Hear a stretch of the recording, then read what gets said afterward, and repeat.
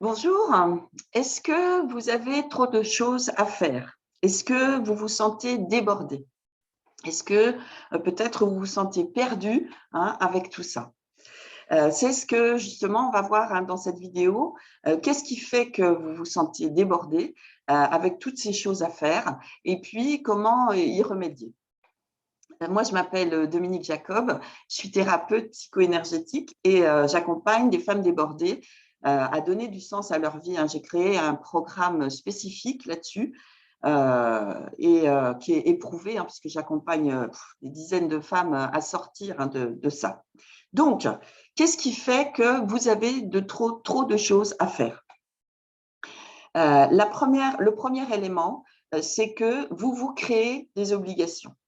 Vous vous faites croire, il faut que je fasse ça ou je dois faire ça. Ça, c'est la première des raisons. La deuxième raison, c'est la procrastination, c'est-à-dire que vous reportez au lendemain des choses que vous n'avez pas envie de faire parce que soit ça vous ennuie de les faire, soit vous ne vous croyez pas capable. Et donc, comme vous ne faites pas aujourd'hui, c'est remis à demain, mais les choses qui auraient dû être faites demain, il y a aussi celles d'hier. Et voilà, et donc il y a une accumulation et du coup, ça devient énorme.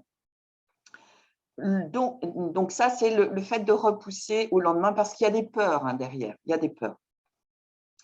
Le troisième élément, la troisième raison qui fait que pour certaines, vous avez vraiment trop de choses à faire, c'est une forme de perfectionnisme. C'est-à-dire que vous voulez que tout soit fait parfaitement et donc ça vous prend énormément de temps et vous faites beaucoup de choses en fait. Le troisième élément, c'est de ne pas savoir comment vous organiser pour faire les choses. Et pour vous organiser, il faut d'abord commencer à s'organiser dans la tête. Donc, il y a quelque chose qui est… Voilà, vous pensez à ça, pensez à ça, pensez à ça, mais c'est très difficile pour vous de poser des priorités. Vous ne savez pas comment faire, c'est ni bien ni mal, c'est juste que vous n'avez pas appris. Comment poser des priorités? Qu'est-ce qui est important pour vous de regarder? Qu'est-ce qui est important pour vous? Qu'est-ce qui est urgent? Qu'est-ce qui ne l'est pas? Qu'est-ce que vous pouvez déléguer? Qu'est-ce que vous pouvez vous éviter de faire? Donc, il y a toutes ces choses-là à regarder. Et puis, comment planifier? En fait, la plupart du temps, le fait d'avoir beaucoup de choses à faire et d'être débordé est très lié au manque d'amour de soi. En fait, vous n'avez pas appris à vous respecter. Et il y a un des aspects qui est lié à ça également, c'est le fait de ne pas pouvoir dire non. Vous ne savez pas dire non, c'est difficile pour vous de dire non aux autres. Et parfois même de vous dire non à vous, parce que là aussi, il y a des peurs derrière.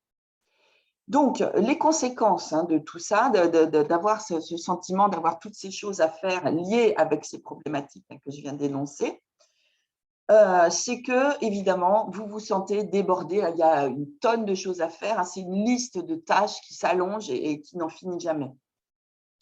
Et du coup, vous vous épuisez. Et c'est aussi la porte ouverte au burn-out. Et donc là, vous ne pouvez plus du tout faire. Et du coup, une autre des conséquences, c'est que vous n'êtes pas efficace parce que voilà, vous n'avancez plus, vous n'arrivez plus puisque vous n'avez plus l'énergie. Et ça va générer également une démotivation, un manque d'envie de tout, de tout.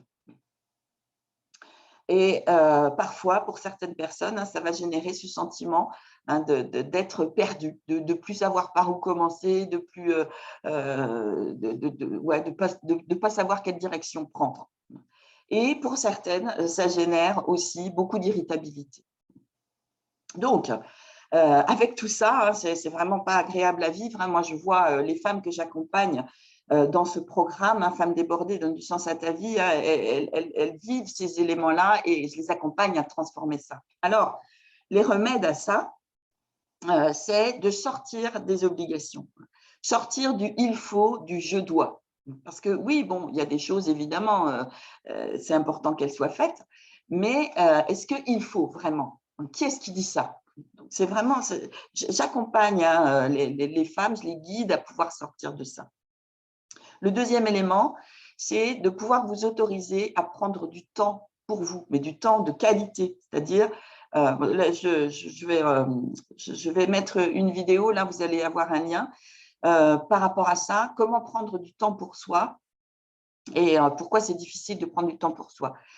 Quand je dis du temps de qualité, hein, c'est de pouvoir d'abord vous reposer hein, et puis de faire des choses que vous aimez. Hein. Ça peut être simplement discuter avec des copines, aller à la piscine, lire un bon livre, écouter de la musique, faire du jardinage, du crochet, ce que vous aimez, de la mécanique, n'importe quoi en fait, hein, mais quelque chose que vous aimez.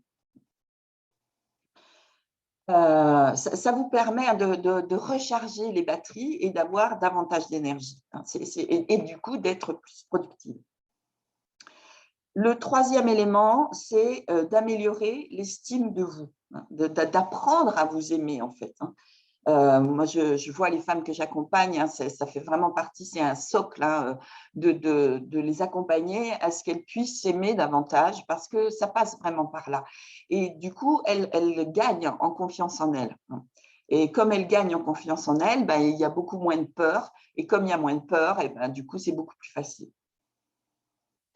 D'avoir notamment confiance en leur capacité à réussir ce qu'elles veulent. Le quatrième élément, c'est d'apprendre à ne pas se poser des exigences trop fortes, trop élevées. Souvent, hein, les femmes débordées, elles sont extrêmement exigeantes avec elles-mêmes et puis parfois avec les autres. Mais ce sont souvent des exigences qui sont beaucoup trop élevées et c'est ça qui fait qu'elles s'épuisent. Hein. Donc, c'est d'apprendre à descendre hein, ces exigences et en restant satisfaite d'elle-même, évidemment. Hein. Ça fait partie des choses que j'enseigne également. Et du coup, c'est vraiment là encore hein, de s'aimer davantage en se respectant, en respectant ses propres limites. Hein. Notre corps a ses limites dans ses capacités, dans son énergie. Et donc, c'est important d'apprendre à respecter ça. Nos émotions aussi, hein, et notre mental aussi, notre capacité à réfléchir et de charge mentale est aussi limitée. Hein, donc, il faut apprendre à respecter ça.